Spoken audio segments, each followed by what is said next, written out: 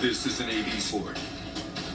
Good evening. I'm Wade Johnson in New York at ABC News headquarters. We're coming on the air at this hour because we have breaking news. President Trump has just announced on social media that the U.S. has just completed 3 successful attacks on 3 nuclear sites in Iran. This is the post that he put out just a short time ago. We've completed our very successful attack on the 3 nuclear sites in Iran, including Fordo, Natanz, and Esfahan. All planes are now outside of Iran airspace. A full payload of bombs was dropped on the primary site, Fordo.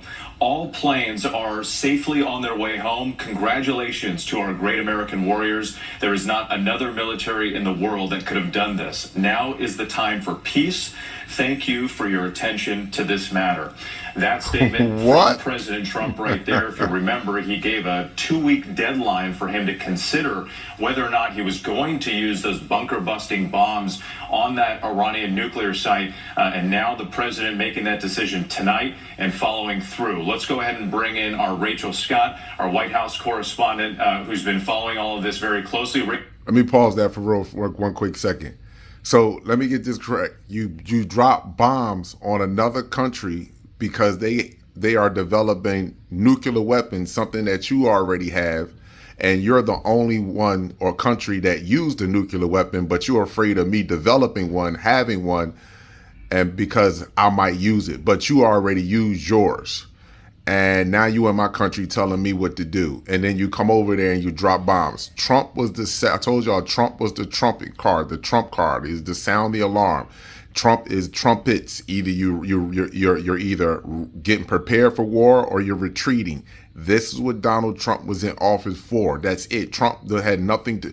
Trump has no power. There's no power. They just need as many American people behind Trump. That's it. Trump had to get the patriots behind him. Those down for America by any cause, by any means necessary. That's who's behind Trump. And these people, even though they may not want to go to war, but they will go to war for Trump. This is what you now after he done that, he going to say that it's time for peace. How you going to punch me in my face and then say it's peace? That don't make any sense. That doesn't make any sense, my people. This is the beginning of the downfall for all countries, Western countries. I just want y'all to understand this. This is not going to be the end of it. Now it's going to be some sort of cyber attack, some sort of power grid going to go down, and the attack is going to come from Iran. Trust me, my people.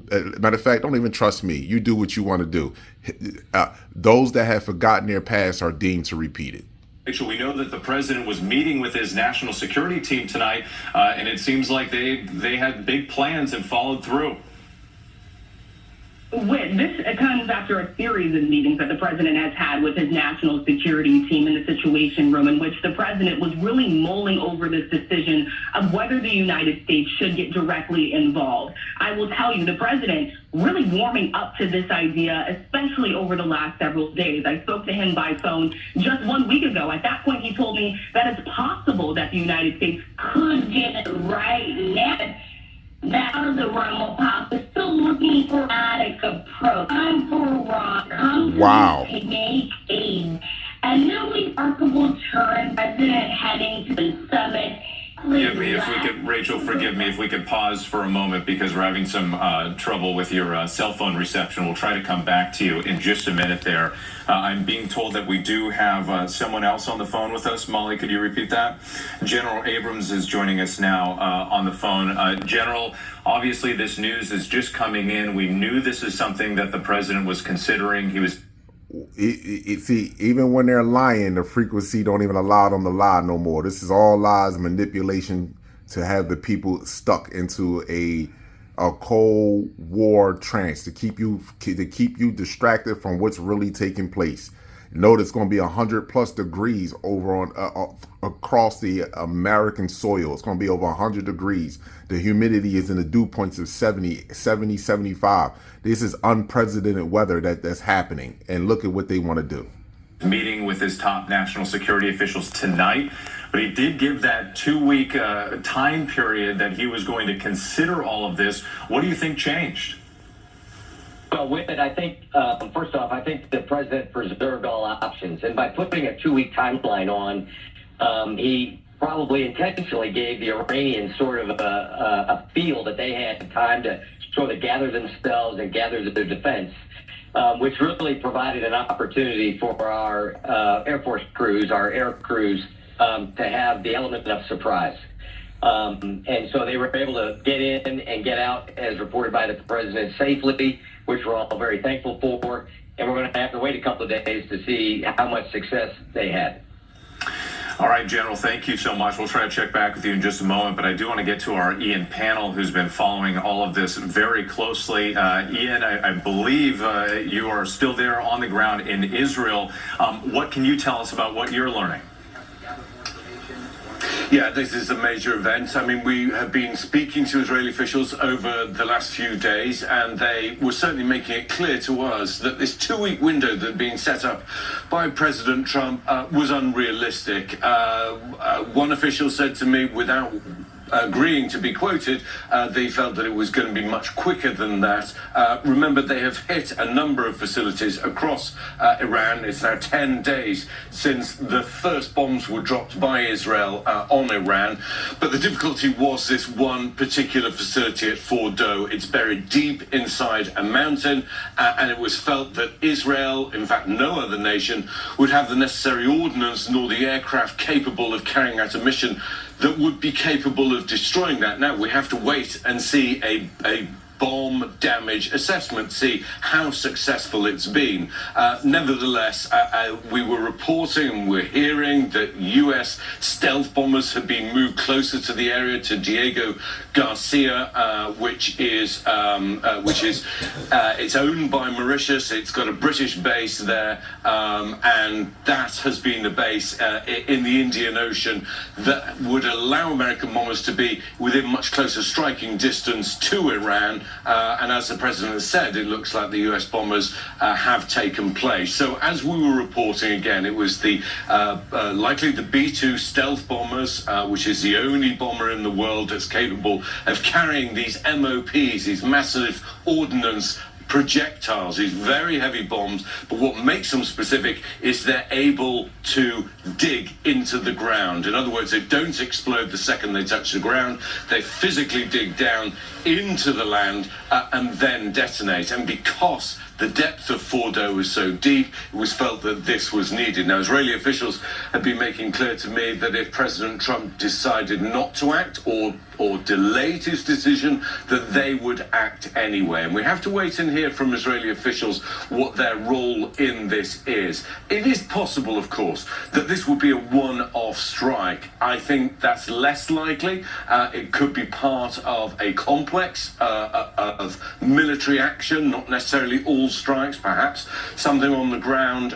There've been intelligence gathering about this facility. I mean, Israeli officials have been telling us that they're very upbeat, that they feel they've been enormously successful so far. They've already set back Iran's nuclear energy production. Of course, the Israelis in particular, and certainly President Trump, were concerned that their production of highly enriched uranium had got to this point, to 60% of production, that it could very easily then be transferred into weapons-grade uranium. And that was something that the International Atomic Energy Agency, an independent UN agency, had said was the situation, that Iran had basically doubled its production of this material, and Israel had seen that as an existential threat, that having dealt with the other so-called enemies in the neighborhood, dealt with Hamas, dealt with Hezbollah in Lebanon, in Syria, you've had a change of regime, that it was actually Iran was the one remaining piece of the puzzle, and in order to ensure the safety of the state of Israel, then they had to be sure that Iran was no longer capable of being within weeks of producing potentially weapons-grade uranium. Now, we know that the U.S. intelligence community, this has been a dispute between the president and his own director of national intelligence and the intelligence community, whether Iran had the intent to make a nuclear weapon. No one's seen any evidence to say that was the case. The issue is that they had the capability, and the judgment in an intelligence and political way was too much. So what we know from the president is that there has been this bombing run. The president described it as successful. It has hit a number of sites, including Fordo, this uranium facility, which was a hidden facility up until a few years ago. It was actually President Obama who announced to the world the existence of this. And there's always been concern that even though there were agreements with Iran in place for a while, they were torn up by President Trump.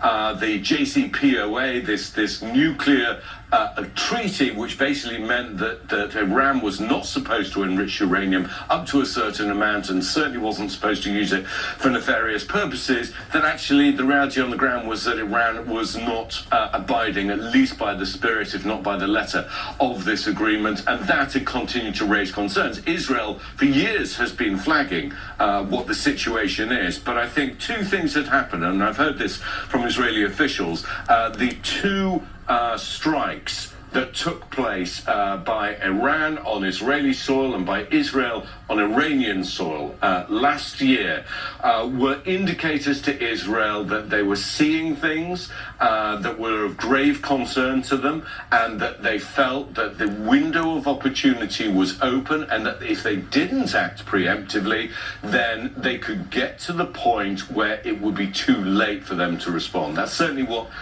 Israeli military and political officials will tell you here. So that is the situation. Once again, those that have forgotten their past are deemed to repeat it. No different when they said Iraq was a danger, Afghanistan was a danger, Osama bin Laden was a danger, and all the other political parties that was over there in the East that they empowered. So it's no difference than all of them, my people. But this here will be the domino effect to it all, because Russia is going to get involved, China is going to get involved again. Prepare yourself for the rest of the false flags here in the United States. Abundance and gratitude to you all.